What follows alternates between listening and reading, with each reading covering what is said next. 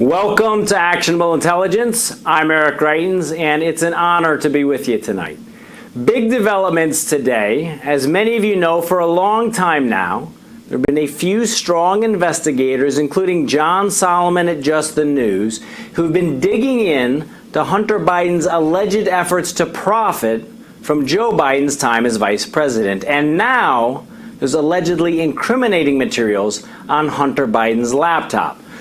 To help to break it down, let's bring in the man who's been in the arena, here to discuss what he found and what we know is former New York City mayor and personal attorney for President Trump, Rudy Giuliani. Mr. Mayor, we're very grateful to have you joining us. You know, the way the mainstream media have been covering this, you'd think that this is some sideshow about the vice president's son, who's not on the ballot. But as Bernie Kerik put it earlier today, this is a story about a compromised candidate for the presidency of the United States. This is really a story about Joe Biden. Tell us why. There's no question about it. It's all about Joe Biden. Hunter Biden is almost a victim in some ways, and certainly collateral damage. But this is about Joe Biden, and the easiest way to describe it is one of the text messages, of which there are many like this, from Hunter Biden to one of his relatives, in which he says that for 30 years he's been used as a person who collected money, had to pay the expenses to the family, and then had to give 50% to Pop. And there's a kind of almost bitterness in that text message, and there are others like that. But that's the bribery scheme here that went on for 30 years. Various people, relatives, his brother James, his sister-in-law Sarah, Hunter, collected money for Joe. Joe did the favors that were necessary, and then they split the money with Joe. And that's why Joe Biden, who for years people would wonder, how could he live? How could he have these palatial homes and on a senator's salary and a teacher's salary? Well, there wasn't just a senator's salary and a teacher's salary. When he was a senator, there were hundreds of thousands coming in. And then when he became vice president, he hit the big time, and they started shaking people down for millions. The millions were not for Hunter. I mean, it's sad to say, but Hunter was afflicted with an illness, which you know, which his father made much, much worse by the situations he put him in. You don't put a drug addict in situations where you're dealing with some of the worst criminals in the world for 20 years. All you're going to do is make the drug addiction much, much worse. In fact, that's one of the things about him, hard for me to even look at him, for having done that. But he sold out the United States. I mean, this is a national security issue also. I mean, their partnerships with China. While Joe Biden is negotiating for the United States, the son is pulling in $1.5 billion for really a ridiculous private equity fund in which one of the partners, Whitey Bulger's nephew, all get the major organized criminal. And let's talk about that specifically, Mr. Mayor, this dealing with a Chinese energy firm. There are communications that say that they were discussing remuneration packages, and they said that they wanted to keep 10% for the big guy. Right? 10% for the big guy. I mean, how do we know he's talking about Joe Biden, and why is the vice president's son working with a Chinese energy firm? Well, this is a Chinese energy firm that is run by a major member of the Chinese Communist Party, Xi Jinping, a Chinese intelligence operative, and a Chinese intelligence operative that specialized in roping people in, roping Americans into business and then compromising, which he successfully did with the Biden. I mean, China owns the Biden, lock, stock, and barrel. That's what this deal was all about. So the memo, which is there's a formal division of equity, which does not include the big guy. And then there's a side memo, which we have not. And the side memo has this extra 10% to go to H, which is Hunter Biden, and then it says to H for the big guy. So now, you know, if you come from Brooklyn and you prosecuted 5,000 people, you can figure out pretty easily who the big guy is. It's Joe Biden. But if you need help, let me give you the help. Two emails later, there's a request for keys to the new office that the Bidens are going to share with the Chinese Communist Party. That's pretty interesting, right? Chinese Communists, the Bidens apartment. That alone is a national security problem. But since the big guy is Joe Biden, here's how you prove it. The first key that Hunter orders, I have the memo, is for Joe Biden. The second key is for Jill Biden. And the third key is for James Biden. Mm-hmm. So the big guy is going to get the big offer. Now, if you need any other help, one of the people involved in it has so far, anonymously, but I know he's delivered an affidavit to the FBI, has identified Joe Biden absolutely as the big guy. He kind of laughs and says, do I really have to do that? And this guy was in the middle of the deal. There's a second witness who's negotiating now to cooperate, who may also corroborate that. So there's no question that that big guy that was going to get the 10%, and that's over and above what they were already going to get. So here's the deal, as Joe Biden would say when he forgets what he's thinking about. The Biden family was going to be paid $10 million a year by a major member of the Chinese Communist Party, Xi Jinping. And they were going to get 10% of the profits after $10 million. That was in exchange for introduction. So Joe was going to get, according to the Hunter Biden formula, Joe was going to get half of that, plus the an additional 10% of the equity, especially for him, if he was the big. And walk us through. So we have a man. So just walk us through and make sure that all of our viewers understand essentially what's happening here, both with the case with Burisma in Ukraine and with this Chinese energy firm. It looks like Hunter Biden is paid for the express purpose of then using his influence with his dad, who's serving as President Obama's vice president. It looks like a direct scheme in that regard. Do we have that right? Correct. That was the situation in Ukraine. That was the situation in Romania, Kazakhstan, and the first deal in China. The second deal in China took place when Biden was out of office, and they were literally tying him up for the presidency. They were literally getting information so that they could squeeze him as president. Now, they also have an incredible number of photographs that are extremely compromising. And if you don't think the Chinese have it, you don't understand Chinese intelligence. The situations that Hunter Biden put himself in are extremely compromising. Exactly what a foreign intelligence source would want on the relative of a president, vice president. Remember when the Democrats were all upset that the Russians might have a file of pictures on Donald Trump?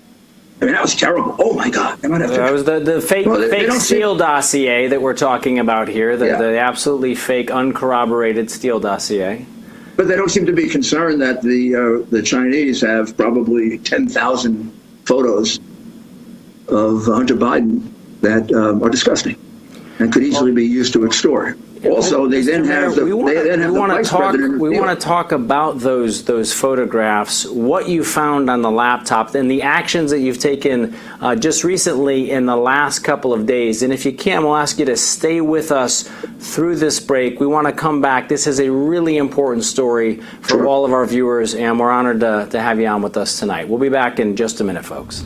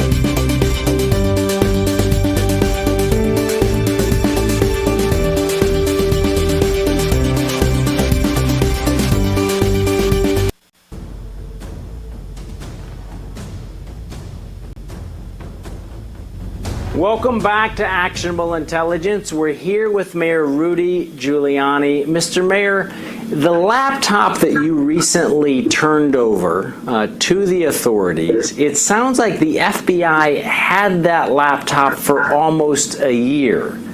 How long have they had it? And given what we now believe is on that laptop, why wouldn't they have taken action before now? I can't answer the second question as to why they didn't take action. There's no conceivable reason why they wouldn't. The first, I would say at least 7 months they've had it. And I've had it 2 weeks, or less than 2 weeks, actually. And as soon as I came across this material, I called in 2 experts on child endangerment, former New York City detectives who are experts at this. I had them review what concerned me. And they said, this has to be reported. You don't have a choice. They said in New York, if you were a public official, it would be a crime not to report it. And in some states, even private individuals have to report things like this. Rather than give you lots of different descriptions, and let me read to you the text that really triggers the whole thing. Please. And then that includes about 50 or 60 photographs of underage girls.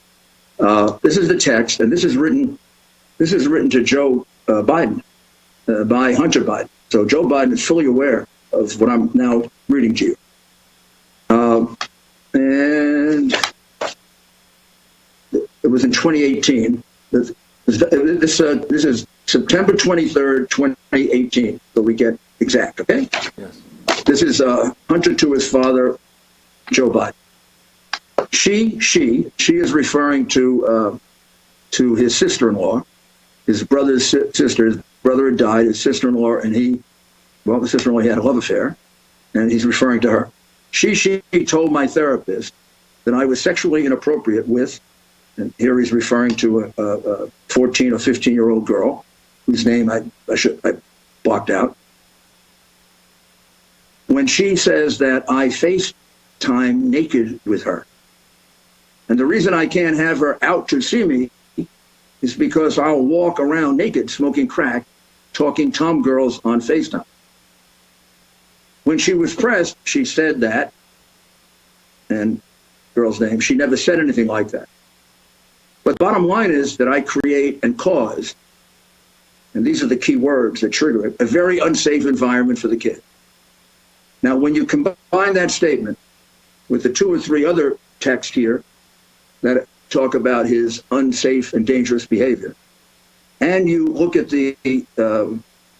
some of the 28,000 photographs, first a large number of them underage girls, and then a large number of them, I don't know how to describe this right, but pornography, in some cases weird, I would regard as weird behavior. There are many pictures of him doing what he says. There are many pictures of him walking around naked, smoking crack. There are many pictures of him taking pictures of himself in the mirror with no clothes on. And there are many pictures of him FaceTiming women with no clothes on, either smoking crack or doing things to himself. Now, he was living with 2 underage children. The therapist says that he was, in fact, naked in front of this 14-year-old girl, and that he was doing the things that I see on the videos. He says that's not true, but in any event, he did create and cause a very unsafe environment for the kids. When I saw that, I called in the experts. They looked at it and they said, Mayor, probably as a non-public official, you don't have the same mandatory reporting requirements that we do, but you are who you are, and this should be reported. Any decent person, I was told exactly that any decent person would report this immediately. So I knew the FBI had it for 7 months. I knew they hadn't done anything with it. At least I think they hadn't done anything with it. So I said, what's the best way to do this? And the best way to do it is go to the local police. They have the primary jurisdiction for this. So I called the Delaware police, and with Bernie Carrick, former commissioner who viewed this with me, we went over this together. We drove down there 2 mornings ago, and we delivered to them, first we delivered to them all these examples we had, which were many, and then we gave them the entire hard drive. so that they can investigate it properly. And I am shocked that nobody had done that before. And I'm shocked that Joe Biden had done nothing to deal with the unsafe environment for the kids. Yeah. It's very similar to how he misused his son and put him in this crooked business when he was a drug addict and made his drug addiction worse. I mean, this is a man who only thinks about his political career and the amount of money he can pull in. Doesn't seem to care about how bad he's making the drug addiction for his son, or whether, I mean, maybe this would have been too embarrassing to come out. And just to be clear, Mr. Mayor, these text messages were sent by Hunter Biden to his father, the vice president. This was him alerting him via these text messages, directly informing Joe Biden. That's Junior. That's Joe Biden. That's what he's called. And that's the text message. I didn't write this. The Russians didn't write it. They can make excuses all they want. This is positively disgusting. Yeah, and we also know, Mr. Mayor, that the Director of National Intelligence has come out, and when the Democrats claimed that this was part of a Russian disinformation campaign, the DNI and the FBI have both said that is not true. I can guarantee you, Eric, that this is sitting in a Chinese file. Yes.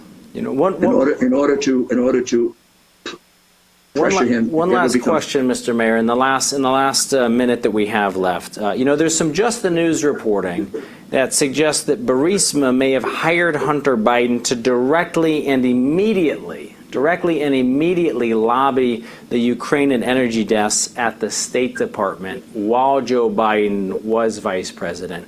Do you have any further evidence, any emails to corroborate that? Sure, I have several emails and text messages in which he sets up meetings at the State Department, which, as far as I know, there is no filing for it. And there's one particular meeting with Deputy Secretary of State Tony, can't remember his last name, but he's rather well known, and Tony Blinken. And that those text messages, there's quite a few going back and forth, setting up the meeting. The meeting is set up. And it's not a matter of record because Hunter Biden is brought in the back door. Well, Mr. Mayor, we're going to have to leave it there. We're incredibly grateful to you for joining us. We're going to continue to follow this story, and in fact, thank you very much for doing that. Right after this, sir, we're going to have John Solomon joining us right here on Actionable Intelligence, folks. Stay right with us for more on this really important story.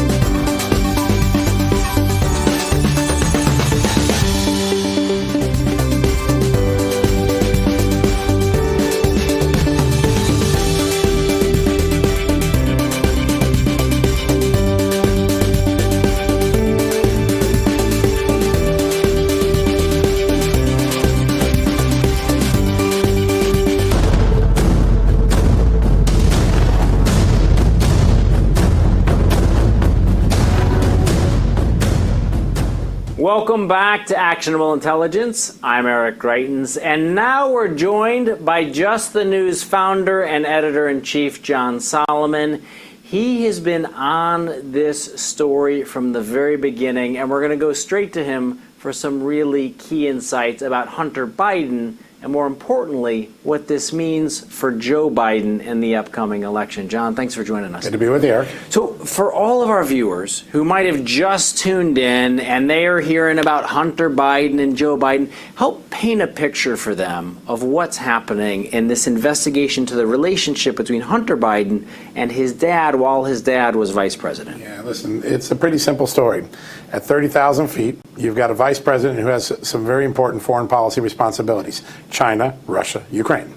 And in the jet stream of his Air Force Two, his son is flying behind him and going to the Russians, going to the Chinese, going to the Ukrainians, and scoring business deals. Sometimes within a few days of a visit, sometimes during the visit. In China, he's actually on the visit with the vice president. He's bagging millions and millions of dollars of fees for his companies himself, sometimes from suspect characters like a Russian oligarch, a Ukrainian oligarch who's suspected of corruption, and nobody stands up and says, we ought to stop this, including Joe Biden. You know, if your son's doing that, it's obvious what's going on. You're trying to set a higher ethical standard. You should tell your son, cut it out, stop it. But they don't. They make millions of dollars doing it. And what does the evidence show us that Hunter Biden is getting paid for? So he's in the Ukraine, he's in China, he's in Russia, he's following in the jet stream of Air Force Two. He sets up these business deals. Right. Why is he getting paid? So there's a lot of different ways he gets paid, right? On Burisma, by his own admission, when he lands on the Ukrainian natural gas company, he says, I don't have any experience in gas. I don't have any experience in Ukraine. I don't know anything about Ukrainian law. I probably got the job because of my father's name. He said that on television. Yes. So that one, it's a free amount of money. How much is it? It's $4 million to his company over a few years. In China, there are a variety of deals. There's a fund that's created, an investment fund that's created. They go out and buy a Michigan automaker parts called Henniges company, and they sell it to the Chinese, and they flip the property, and they get it through what's known as the CFIUS process, where the U.S. government says, oh, it's American-sensitive technology. We have to decide whether we want to give that to the Chinese. The Obama administration approves it. And now he makes a deal on selling the 51% of the company to the Chinese. So each of these deals have different things. There are flips, there are consulting fees, there are legal work, but he's making a lot of money, and a lot of the characters he's dealing with are unsavory characters. And it sounds like there's some evidence that he's selling direct access to the State Department, to the vice president, that he's actually being hired to then go and turn around and set up some meetings or at least potentially lobby. So we know two things from documents that the State Department has given me under a Freedom of Information Act lawsuit, that Hunter Biden's name was used as the pressure point when the his company Burisma in Ukraine was trying to get the corruption allegations in Ukraine cut out, finished. The case is dropped, and they're telling the State Department, you have to drop this case, you have to drop these allegations because Hunter's involved. In other cases, you can see the business partners around Hunter Biden saying, if we just drop Hunter Biden's name, we're going to get some big money here. And so he's sort of viewed as the pipeline, the conduit. Those are different names that you see in the emails.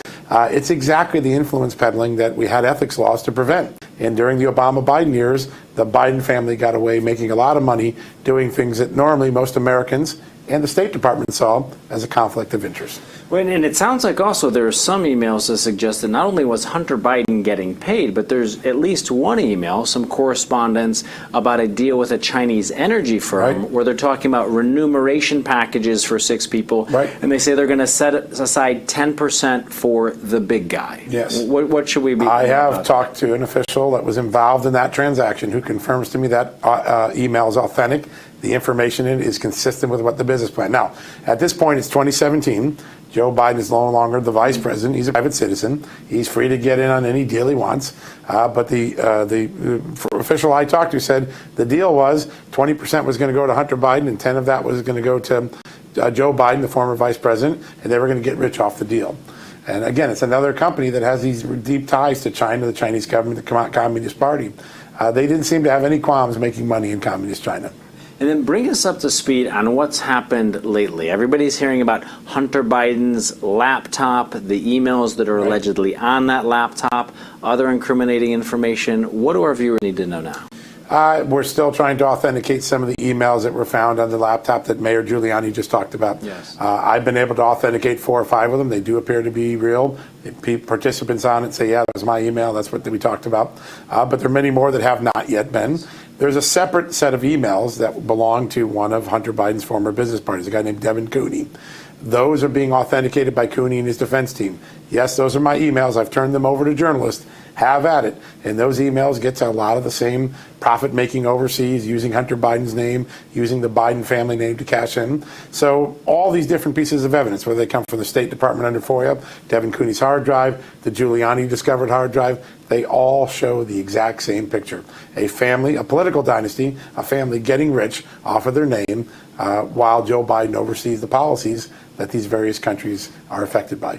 Awesome. Well, John, we know that you've been doing a lot of work on this, and you recently just came out with a story at justthenews.com. And folks, you can go out to justthenews.com and see this story just filed about Rudy Giuliani's files a police report on purported Hunter Biden laptop alleging child endangerment. John, tell us a little more about that. Well, the mayor talked about it a little bit himself, Yes. right? He goes to Delaware Police on Monday and says, I found these things on the hard drive. It looks like a young minor child is in danger, and you should investigate it. It goes from the Newcastle Police Department to the State Justice Department, and now to the FBI. And we now know the FBI is in possession of this hard drive, and there is some form of investigation going on. We're going to follow it closely, and we appreciate you and the team continuing to update us on it. Yeah, thanks. Hey, and one other quick note. Sure. Last night we had a special Blue Courage Restoring America's Trust in Law Enforcement. You were instrumental in making sure that happened. Tell us why supporting law enforcement is so important to you. It's a personal thing for me. I grew up in a family of all cops. My dad was a police chief and served 46 years. My brother was a detective for 28 years.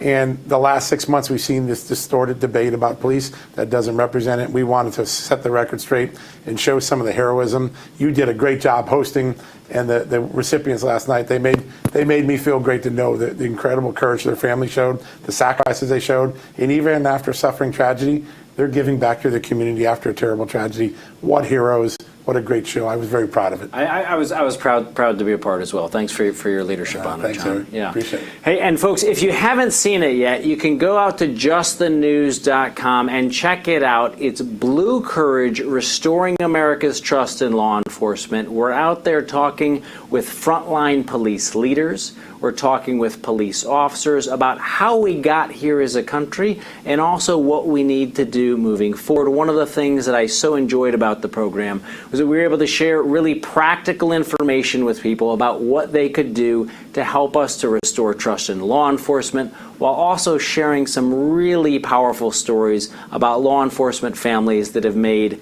the ultimate sacrifice.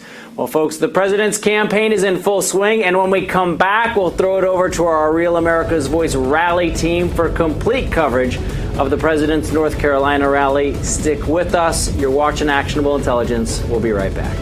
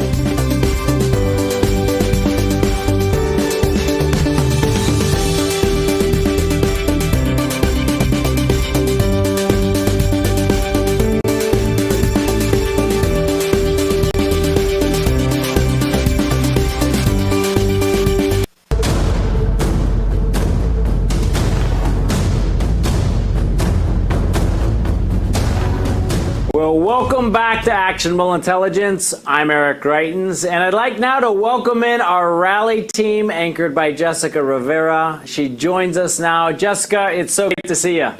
It's so great to see you too, Eric. Thank you so much. And congratulations on the new show. I was listening, some great stuff. You obviously have some great people on the show today. But yes, President Trump is in battleground state of North Carolina tonight, specifically in Gastonia, North Carolina.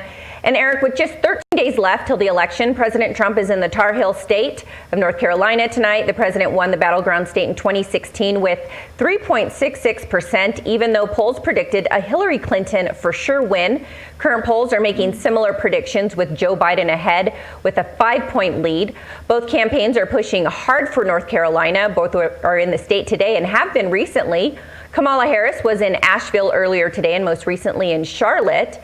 Joe Biden was in Durham on Sunday. President Trump was in Greenville last week. Vice President Mike Pence was in Selma last week, along with Ivanka Trump being in Wake County yesterday. And Eric Trump is set to be in Raleigh on Friday.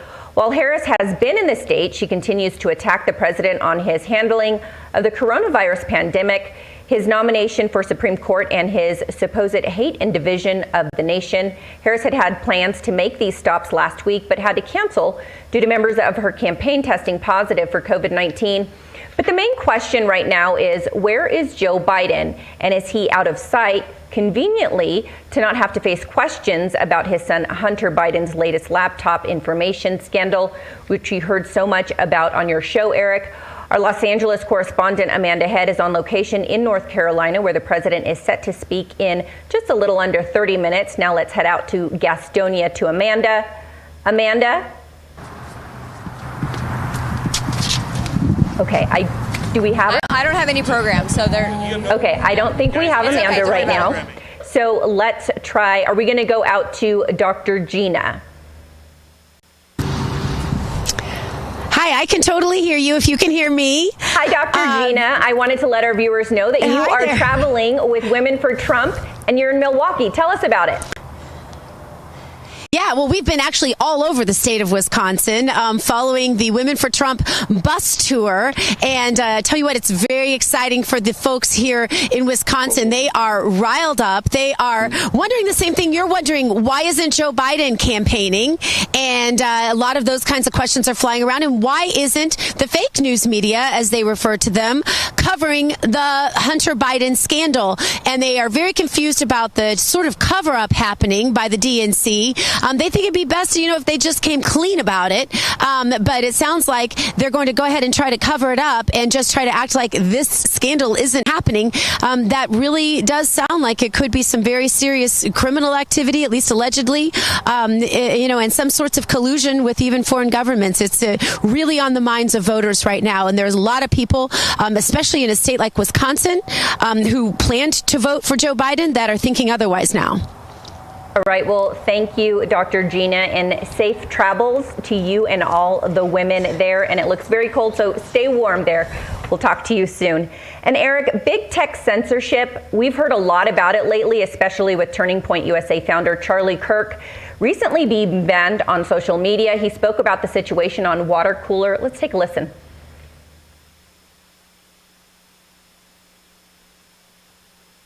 Do we have that? Do we have the interview?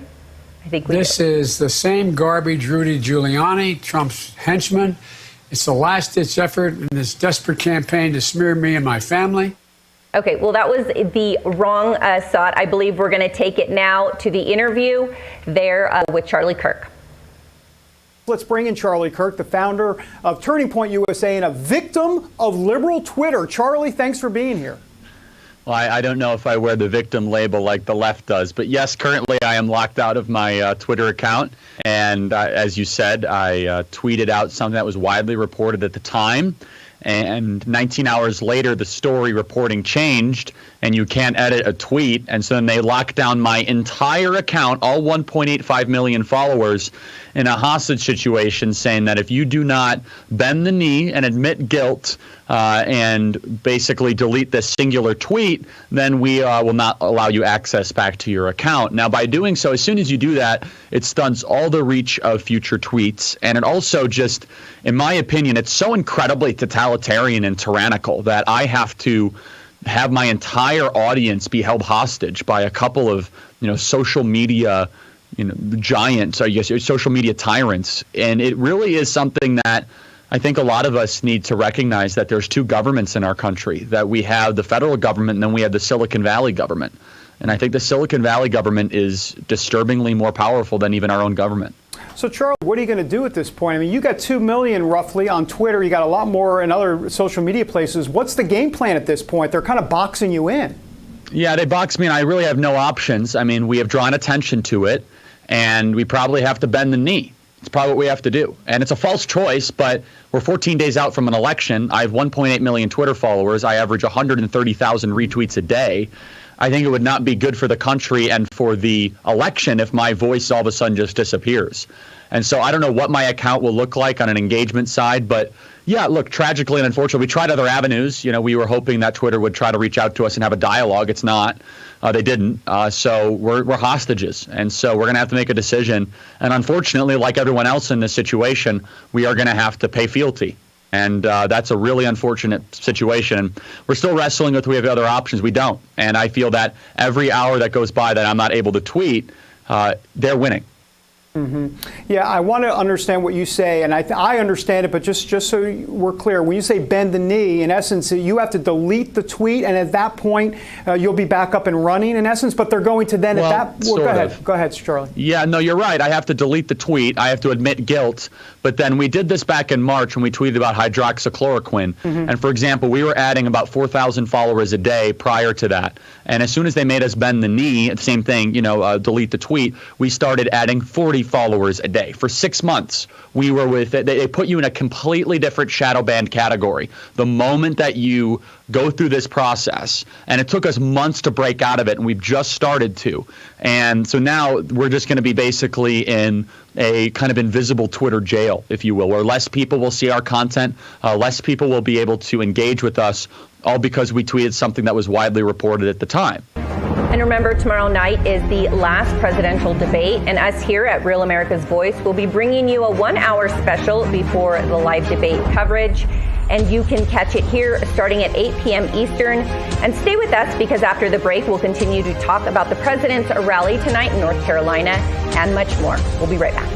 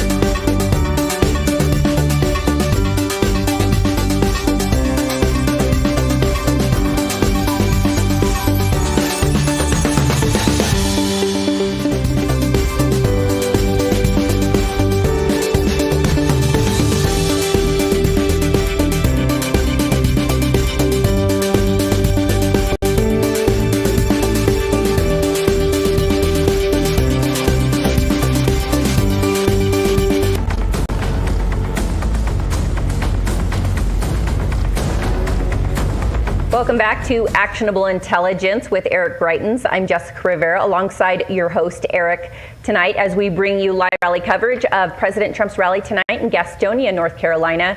And Eric, before the break, we were talking about Charlie Kirk's current ban on social media.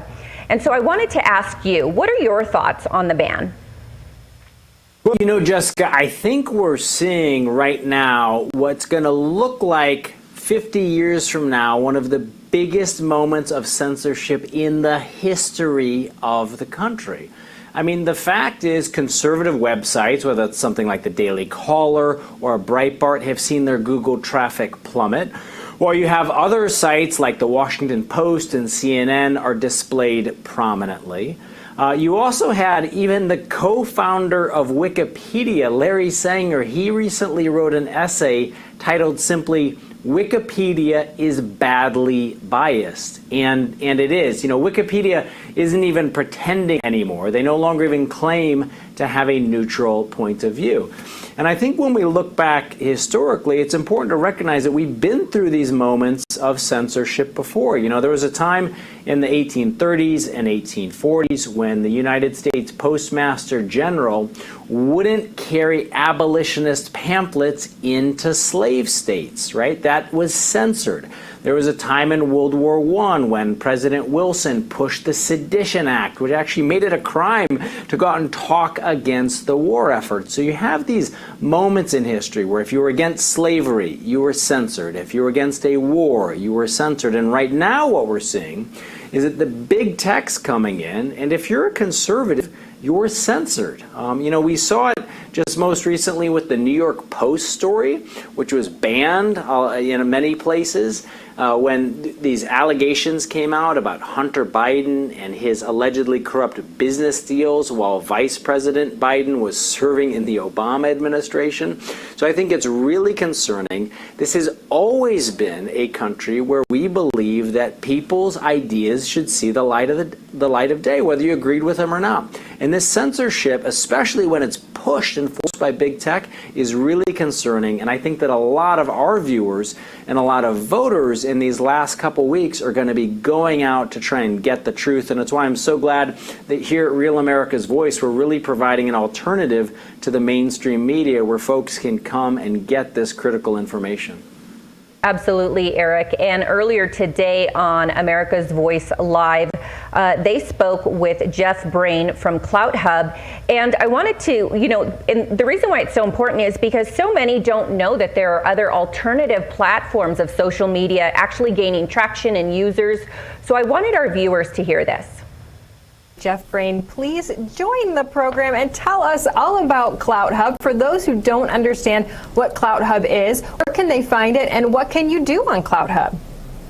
Well, thank you for having me this morning. Yes, the issue of censorship is first and foremost, right? They're doubling down. It's gotten worse as we've gotten closer to the election. It's just wrong.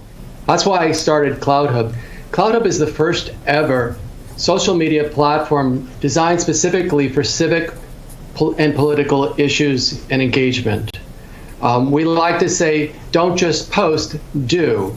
We're using the enormous power of social media to bring people together and giving them tools to be able to address the issues they care about. You know, giving them, you know, most social media platforms, they talk about likes and follows and such. And really, there's a missed opportunity. It's an missed opportunity to use social media and that power to bring people together to address the issues that we're all concerned about, right? You know, not everybody's concerned about the left versus right or Republican versus Democrat. Most people are concerned about what's happening in their communities, what's happening in their schools, the quality of life. And Clout Hub is a place that uses social media to allow people to connect, collaborate, and influence those issues, essentially reclaim control of their lives, their social media platforms, their communities, their freedoms, and their country.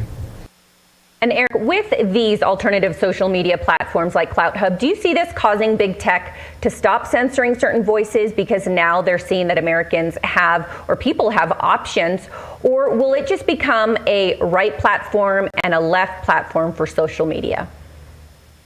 I think what we're going to see for sure, especially in these last few days leading up to the election, is I think we're going to see a really engaged American citizenry. I think people are going to be out. They're going to be using some of these legacy social media platforms. They're going to be using some of the new ones, but they're going to be out pushing, whether it's via email, text. They're going to be letting their friends and family know about a lot of critical information that's coming in. And I think that you're going to see a lot of people coming to places like Real America's Voice, coming justthenews.com for that critical information.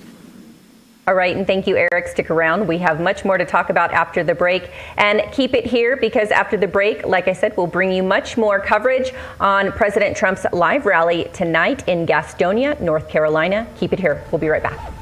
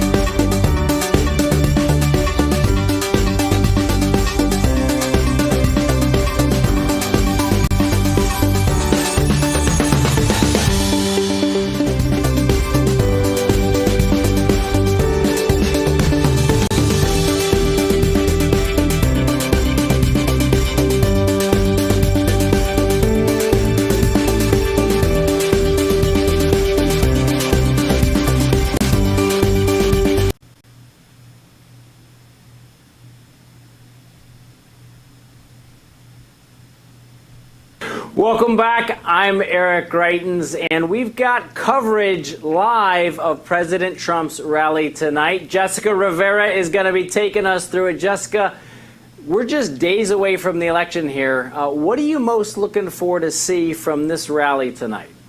Well, it'll be interesting what President Trump has to say about the latest on Hunter Biden, because we know that he is not going to let that rest, nor should he, because the mainstream media refuses to cover it. It seems as if we're the only, news outlet, along with maybe a couple others that have been covering it. So it'll be interesting to hear what he has to say about that, and it'll be interesting to hear what he has to say about the polls. And the reason why I say that is because, 2016, the polls showed he was behind, and he ended up winning a lot he ended up taking a lot of these battleground states that they thought Hillary was going to take. And it seems like the polls are doing the same this year. So it'll be interesting to see what he has to say about that. Yeah, I think it certainly is going to be. And, one of the things that we've recognized and a lot of people have commented on is that, you and I were talking about this great censorship and the kind of cancel culture. And I think one of the things that's potentially happening is that a lot of people who are supporters of the president aren't telling that to pollsters. I mean, is that what you're hearing there on the ground? Absolutely. I think I've heard a lot of people don't really want to even talk to pollsters this go around like they did in 2016, because they felt like they were backstabbed by many of these polls that were supposed to be giving the American voters and the American people good, accurate information. So I totally understand that, and it seems as if that is what's happening this go around, Eric. Yeah, it certainly does look that way. Well, I know people are excited about actually getting to dive in and see the rally. Jessica, over to you for the rally coverage tonight. All right, thank you, Eric. And that was Actionable Intelligence with Eric Greitens. And keep it here, because when we come back, we'll have much more on President Trump's rally in North Carolina tonight.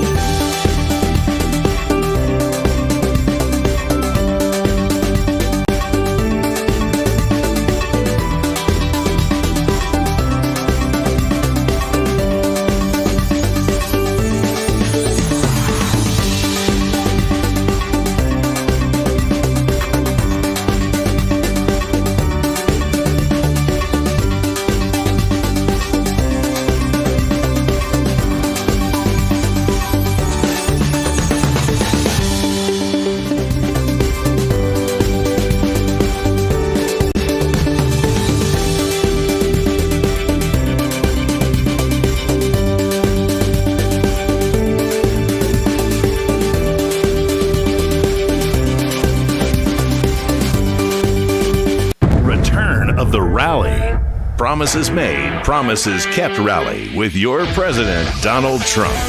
Live coverage from Gastonia, North Carolina starts now.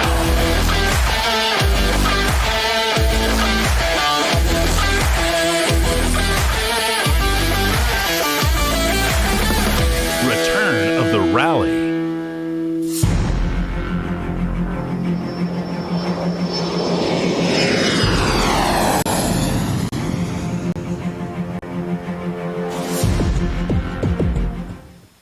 Hello and welcome to Real America's Voice. I'm Jessica Rivera, and tonight we're bringing you special live rally coverage of President Trump in Gastonia, North Carolina.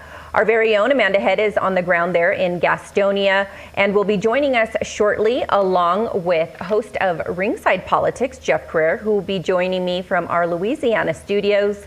But before we get to them, with just 13 days left till the election, President Trump is in the Tar Heel state of North Carolina tonight. The president won the battleground state in 2016 with 3.66%, even though polls predicted a Hillary Clinton for sure win. Current polls are making similar predictions, with Joe Biden ahead with a 5-point lead. Both campaigns are pushing hard for North Carolina. Both are in the state today and have been recently. Kamala Harris was in Asheville earlier today and most recently in Charlotte. Joe Biden was in Durham on Sunday. President Trump was in Greenville just last week